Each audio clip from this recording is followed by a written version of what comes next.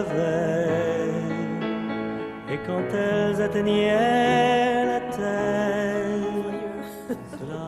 Et on a découvert ça, le résultat, à quelle occasion? Eh ben, à l'occasion du festival des D-Days qui se tient en ce moment à Paris et hors les murs, parce que là, c'était à l'Espace Habitat 1964 à Saint-Ouen, où le résultat de ce workshop, pardon William, ce travail collaboratif... On ne dit pas un atelier, c'est bien. Bon, cet atelier collaboratif, le résultat est exposé et en plus est visible par le grand public. Ça veut dire que de la création de leur petite tête d'étudiant jusque l'objet final... Tout s'est fait là pendant cette année scolaire. Ça s'appelle comment ce festival, Alors, pardon? Le festival, c'est le festival D-Days. Je vais en reparler D-Days. Le festival jour J. Voilà, oui, c'est ça. Bon, alors l'école, c'est l'ENSAD, l'École nationale des arts décoratifs de Paris. Ouais. Les verriers, ce sont les verriers de Meisenthal. Pas rien. Et donc, le fameux festival. Alors, j'ai interviewé, je suis allée interviewer Mohamed Lo. Vous allez voir, il est judoka. Alors, lui, il est quoi? C'est un étudiant? C'est un étudiant, très costaud. Puis j'ai interviewé Pierre Favrez aussi, le directeur artistique, qui a suivi tout ça. Okay. Et en fait, Mohamed, il a vraiment travaillé avec le verrier corps à corps. Regardez.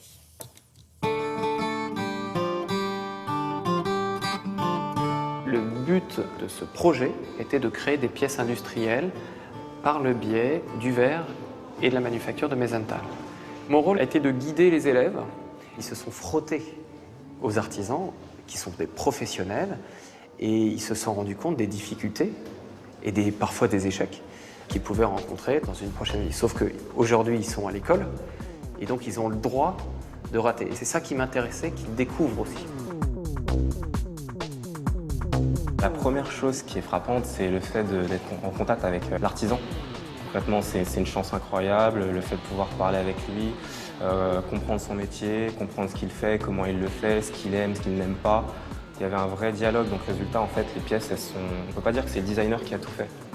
C'est vraiment l'échange qui a permis que la pièce sorte. On a toujours besoin d'être avec un professionnel parce qu'on n'est pas des ébénistes, on n'est pas experts, on n'est pas des ingénieurs, on n'est pas des architectes. On travaille, on apporte quelque chose et il nous apporte autre chose. C'est toujours un échange en fait. Le designer, il doit savoir travailler avec.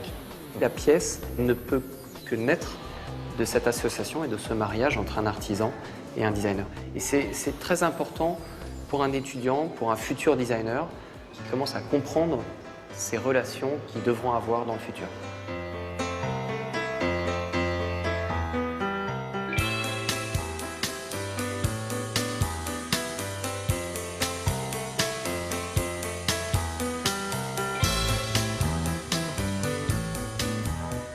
La pièce de Mohamed est une pièce qui lui ressemble.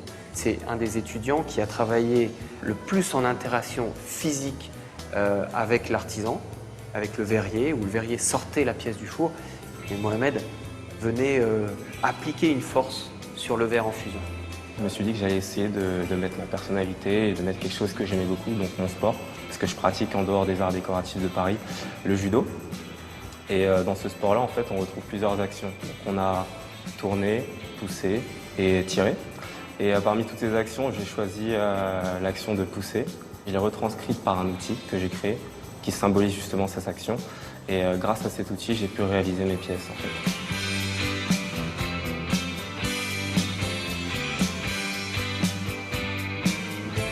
On a tout fait de A à Z et on voit réellement comment ça se passe en fait dans le milieu professionnel, de la création jusqu'à l'exposition.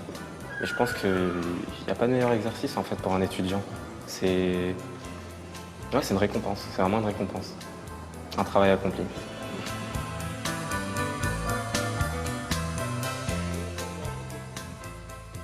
L'exposition, on peut voir ces œuvres? On peut la voir, cette exposition, exactement, à Saint-Ouen.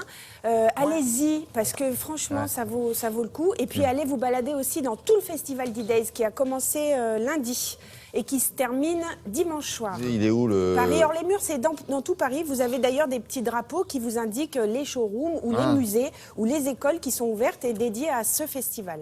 D'accord. Voilà. Merci beaucoup.